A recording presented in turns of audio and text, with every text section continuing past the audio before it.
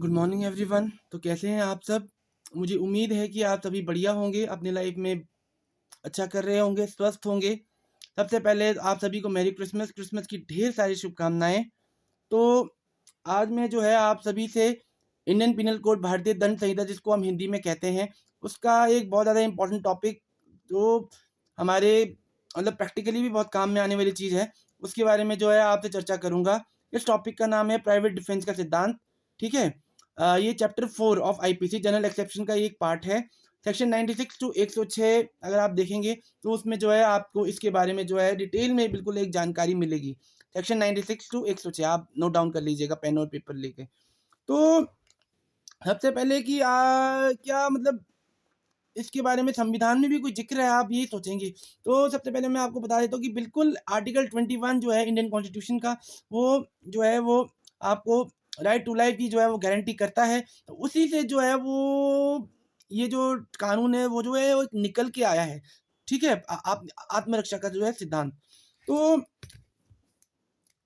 सबसे पहले अब आपके ज़हन में एक प्रश्न आएगा कि ये आत्मरक्षा का सिद्धांत क्या है? तो आत्मरक्षा का सिद्धांत ये है कि जैसे मान लो मैं आपको एक उदाहरण के तौर पे एक बात बताता हूँ कि कोई पर्सन है, वो तलवार लेके जो है आपके लिए तरफ जो है वो आपको मारने के लिए आ रहा है, ठीक है? और आप बिल्कुल हेल्पलेस हो, आपको कुछ समझ में नहीं आ रहा आप क्या करो?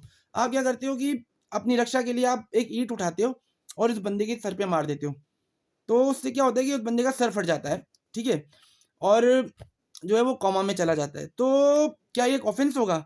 तो बिल्कुल नहीं, ये कोई ऑफ़ेंस नहीं होगा क्योंकि आपने जो है वो एक अपने आत्मरक्षा के अधिकार का जो है आपने प्रयोग किया, क्योंकि वो तलवार लेके आपकी तरफ बिल्कुल दौ मा मारने के लिए आपको दौड़ कर आ रहा था और आपको ये लग रहा था कि अगर ये मैं इसको अगर मैं नहीं मारूँगा तो भाई आज तो ये जो है मेरे प्राण वो हर लेगा भाई, आज तो मेरा नंबर ये लगाएगा बंदा। तो जो है आप जो है अपने बचाव के लिए जो है आपने मारा उस बंदे को ना। तो वैसे अगर आईपीसी में देखा जाए तो ये एक ऑफ़ेंस होगा, ग्रीवियस हर्ट, क्योंकि भाई उस बंदे को चोट लगी है। पर क्योंकि आपने आत्मरक्षा में मारा, इसलिए ये कोई ऑफ़ेंस नहीं होगा, आपको एक डिफेंस मिल जाएगा। आप ये कह सकते हो कि हाँ, मैंने इसको इसलिए मारा क्योंकि ये जो बंदा है वो मेरी तरफ जो है तलवार लेके आ रहा था, मैंने अपने बचाव में इसको मारा है। तो ये है आपका जो है प्राइवेट डिफेंस का सिद्धांत, ये है आपका आत्मरक्षा का सिद्धांत, ठीक है? तो एक और मैं आपको उदाहरण देता हूँ कि आपकी मान लो आप कहीं गए और आपकी किसी से लड़ाई हो गई।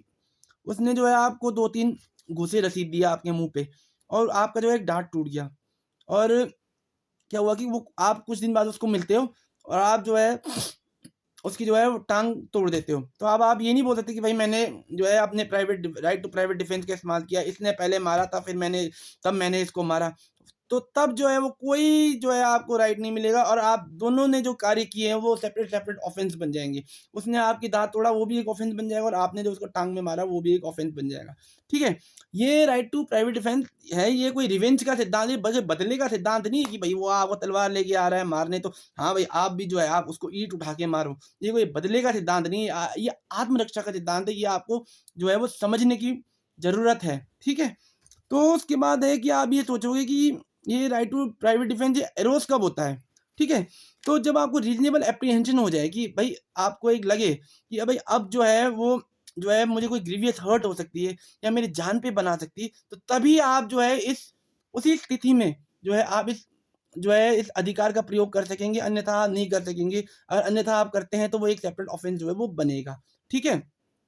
तो रीज़नेबल एप्रीहेंशन से पहले और रीज़नेबल एप्रीहेंशन खत्म होने के बाद अगर आप कोई भी ऐसा कार्य करते हैं जिससे दूसरे को नुकसान होता है, तो वो जो है ऑफ़ेंस की श्रेणी में आएगा। उसमें फिर आप जो है वो प्राइवेट डिफेंस का जो है वो डिफेंस वो जो है आप नहीं ले सकेंगे। ठीक है? तो अब आपके दिमाग में एक और चीज़ आएगा कि हम कब-कब जो है और किन-किन चीज़ों के वास्ते जो है वो इस अधिकार का जो है हम प्रयोग में ला सकते हैं। ठीक है?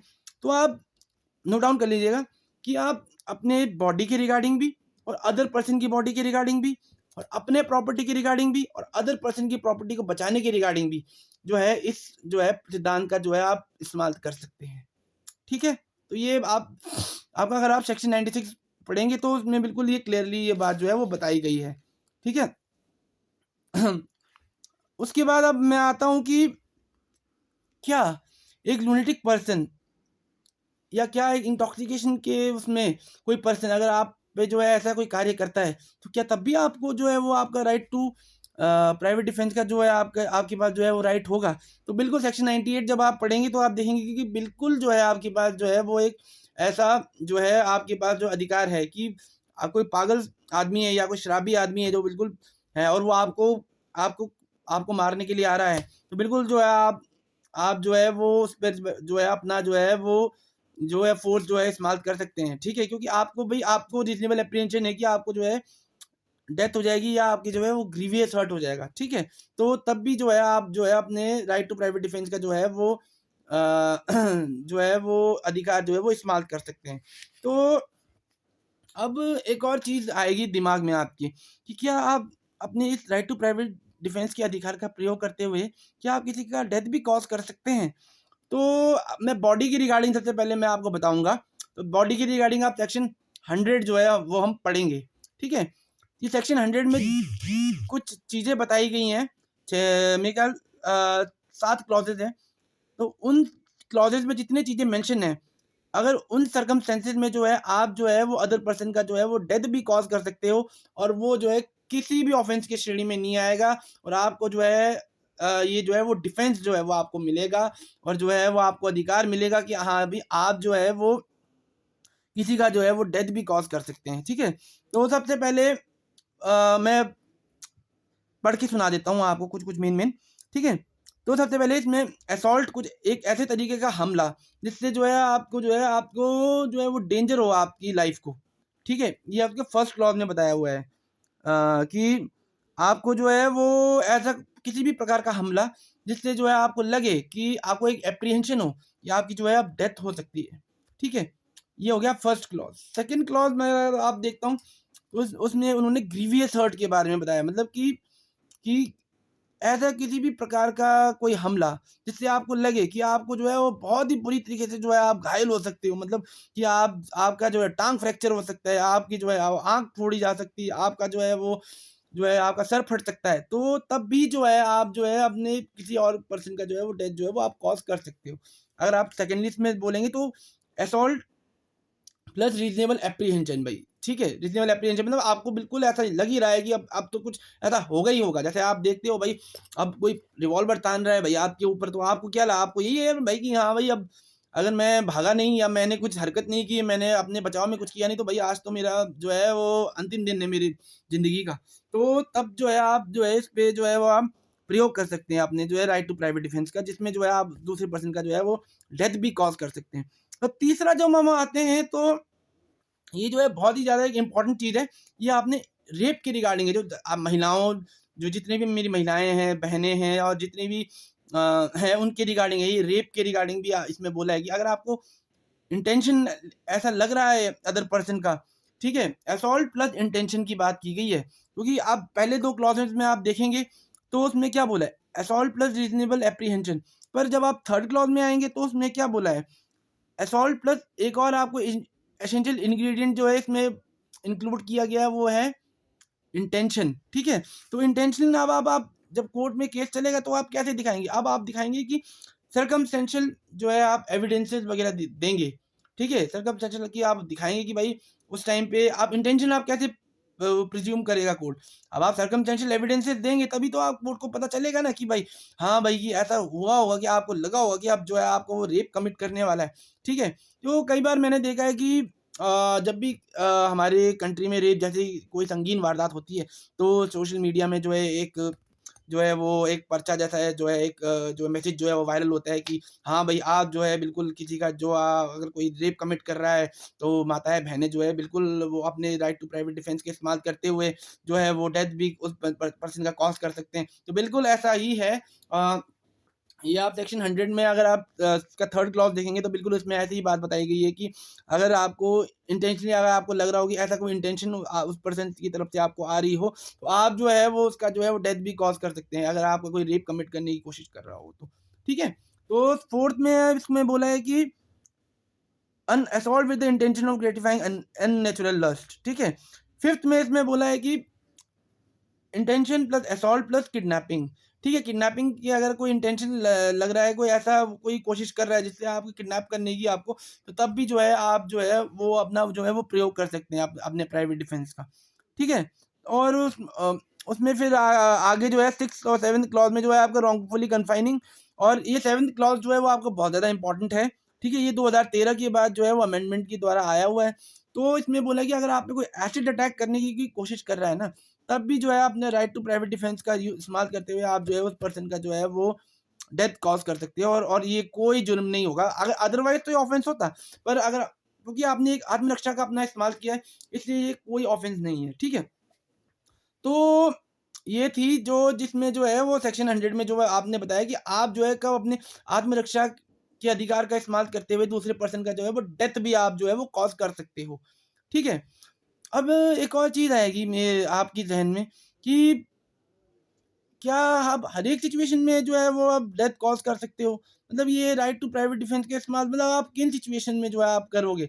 तो सेक्शन 99 का जो है हम इसमें जो है कुछ जो है बातें बताई गई है जिनका मैं ज़िक्र करूँगा सेक्शन 99 में, कि आप राइट टू प्राइवेट डिफेंस का इस्तेमाल तभी कर सकते हैं जब आपके पास जो है किसी भी पब्लिक अथॉरिटी को जो है वो आपके पास जो है वो उनको इंटीमेशन देने का, उनकी हेल्प लेने का आपके पास कोई मौका ना हो। ठीक है? या दूसरी बात कि राइट टू प्राइवेट डिफेंस, जैसे मान लो कोई भी पब्लिक सर्वेंट है, वो एक अपने जो है ड्यूटी को करते हुए कोई कार्य कर रहा है, तो उसको रोकने के लिए आप कोई प्राइवेट डिफेंस का इस्तेमाल नहीं कर सकते। मान लो कोई पुलिस वाला आपको अरेस्ट करने के लिए आ रहा है भाई, तो आप थोड़ी ये बोलो भाई कि भाई मेरे को कि भाई मेरे को नुकसान होने वाला है, तो मैं भाई बताता हूँ इसको अब, या आप उसको मारने पे उतारू हो जाओगे। तो ऐसा बिल्कुल नहीं है। पब्लिक सर्वेंट की रिगार्डिंग जो है आप जो है राइट टू प्राइवेट डिफेंस का जो है वो इस्तेमाल जो है वो नहीं कर सकते। दूसरी बात ये है कि भाई जहाँ आप जो है वो किसी पब्लिक अथॉरिटी से मदद ले सकते हो, तो तब भी आप जो है वो अपने राइट टू प्राइवेट डिफेंस का इस्तेमाल नहीं कर सकते। ठीक है? और तीसरा जो है भाई कि राइट टू प्राइवेट डिफेंस जो है वो एक रीज़नेबल उसमें होना चाहिए, कि मतलब जैसे मान लो कि भाई कोई आपको पत्थर से मारने आ रहा है, तो आप जो है उसको 1-2 घूँसे मार दो। ठीक है? या आपको पत्थर से मारने आ रहा है, तो ये कि आप जो है उसपे 1-2 घूँसे मार दो, तो वो हो गया, वो एक रीज़नेबल वो हो गया। ठीक है? अब ऐसा नहीं है भाई कि कोई आपको जो है पत्थर से मारने आ रहा है और आप जो है वो पिस्तौल तान दो भाई उसपे, तो ये आप फिर आपको कोई राइट टू प्राइवेट डिफेंस नहीं मिलेगा। ठीक है? तो right to private defence should be reasonable and it depends upon circumstances to circumstances, facts and circumstances of the cases जो होंगे उसके रिगार्डिंग ही हम जो है वो हम जो है उसका पैमाना जो है वो नाप पाएँगे। ऐसा कोई पर्टिकुलरली कोई गाइडलाइन नहीं दी है कि भाई भाई कि कोई पिस्तौल लेके आएगा तो तब तुमने तलवार का इस्तेमाल करना है, या कोई जो है वो डंडा लेके आएगा तब तुमने लात का इस्तेमाल करना है, ऐसा नहीं। ये फैक्ट एंड सर्कमस्टेंसेस के हिसाब से जो है वो वेरी करेगा, मतलब अलग-अलग जो है वो चलता रहेगा। ठीक है? But it should be reasonable. ठीक है? तो ये हो गया आपका सेक्शन 100। ठीक है? जिसमें आप जो है वो डेथ कॉज़ कर सकते हैं। मैंने आपको ये भी बता दिया कि किन-किन चीज़ों में जो है आप राइट टू प्राइवेट डिफेंस का जो है वो इस्तेमाल जो है आप नहीं कर सकते। ठीक है? तो अब मैं आपको आता हूँ कि मान लो आपने रीज़नेबल जो है जो आपको प्राइवेट डिफेंस का जो इस्तेमाल करना चाहिए था, उससे ज़्यादा आपने मान लो कर दिया, तो फिर क्या होगा? ठीक है? तो उन सब चीज़ वही सब चीज़ जो सेक्शन 100 में नहीं है मेंशन, ठीक है? जो सेक्शन 100 में मेंशन है, तब तो ठीक है, तब तो आप डेथ कॉज़ करो। अगर मान लो वो सर्कमस्टेंसेस ऐसी नहीं है जो सेक्शन 100 में जिसका ज़िक्र किया गया हो, तो फिर जो है और फिर अगर आप डेथ कॉज़ करते हो, तो फिर जो है आपका सेक्शन 300 एक्सेप्शन 2, तो ये फिर चला जाएगा culpable homicide not amounting to murder murder में। ठीक है? Culpable homicide not amounting to murder में, गैर इरादतम हत्या में चला जाएगा, क्योंकि आपने जो है वो ऐसे सिचुएशन में जो है अपने राइट टू प्राइवेट डिफेंस का जो है इस्तेमाल किया, जहाँ पर जो है और आपने डेथ भी कॉज़ कर दी। ठीक है? जहाँ आपको डेथ कॉज़ नहीं करना चाहिए था, पर आपने डेथ कॉज़ कर दिया, तो वो जो है गैर इरादतम हत्या culpable homicide not amounting to murder में जो है वो आपका चला जाएगा। ठीक है? मतलब कि सेक्शन 100 में जो जो आपकी चीज़ें जो आपको बताई गई है, उन्हीं परिस्थितियों में ही आप सिर्फ़ जो है वो किसी का डेथ जो है आप कॉज़ कर सकते हो। बाकी परिस्थितियों में जो है आप जो है डेथ कॉज़ नहीं कर सकते, बिल्कुल नहीं। ठीक है?